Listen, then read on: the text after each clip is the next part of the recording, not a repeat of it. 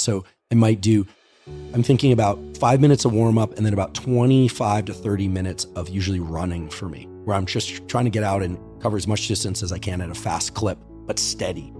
Welcome back to Biohacking Insights.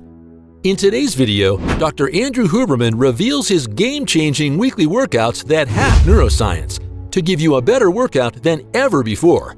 The famed neuroscientist spreads the full-body workout into crucial muscle groups you can work on over 7 days a week.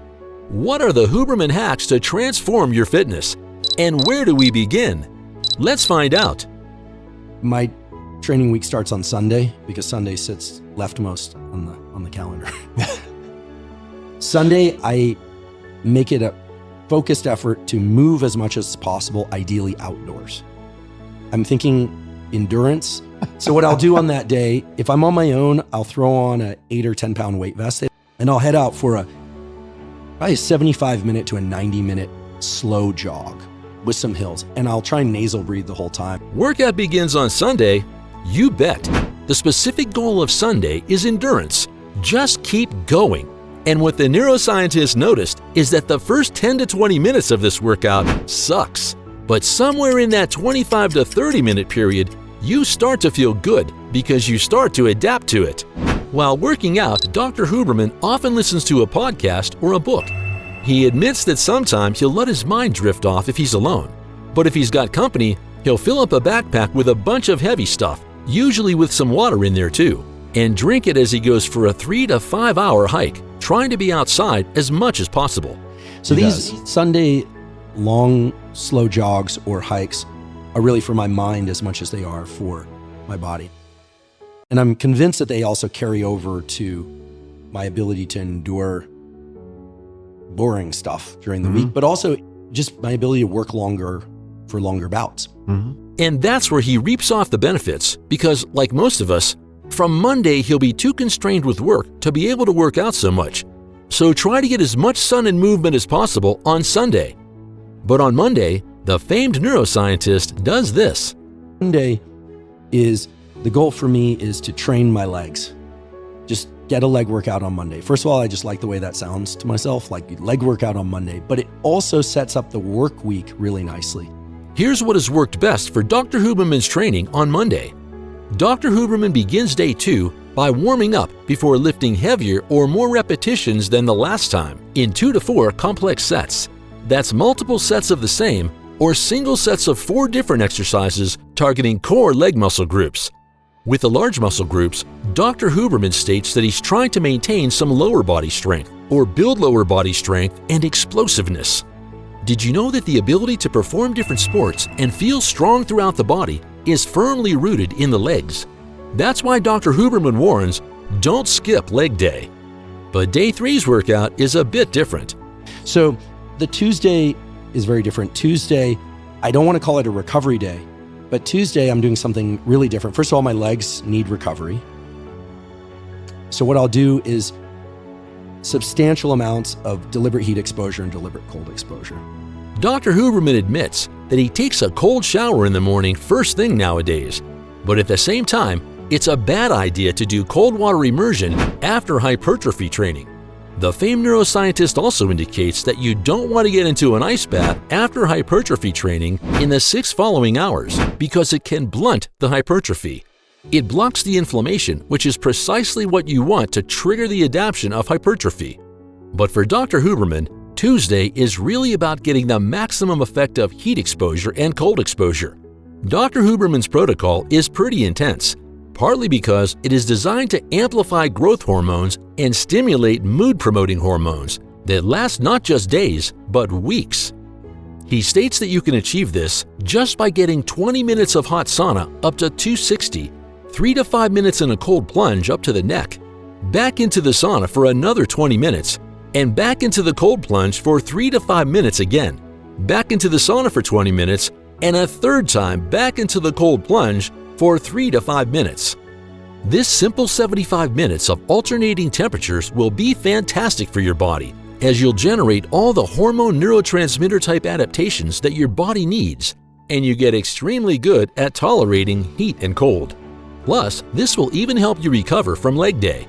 No doubt this doesn't come easy, but you can start small and model your exposure to Dr. Huberman's, because no matter what, all your body cares for is the hormonal boost you get from alternating temperatures.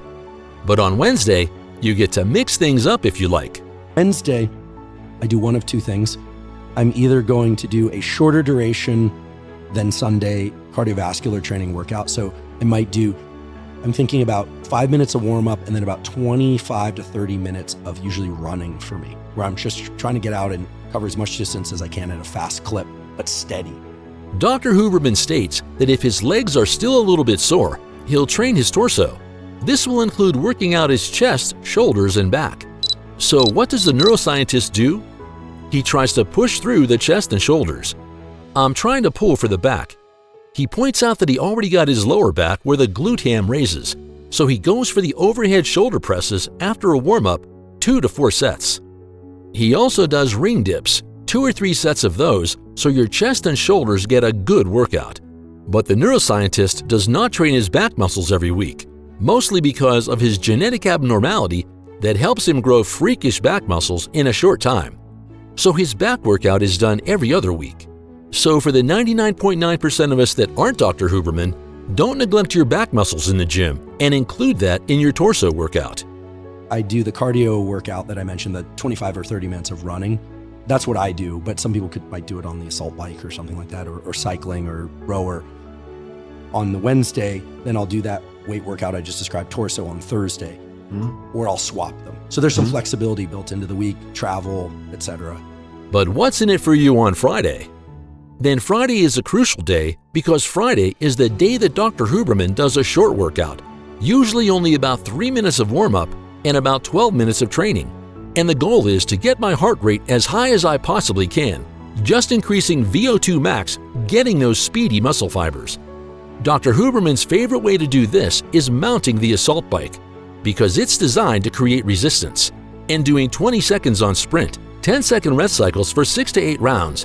And then what he likes to do is to take a band and tie it to something like a chin-up bar or something, and he'll squat down and jump. He'll do it as high jumping as he possibly can. But he says Saturday is the one he enjoys the most.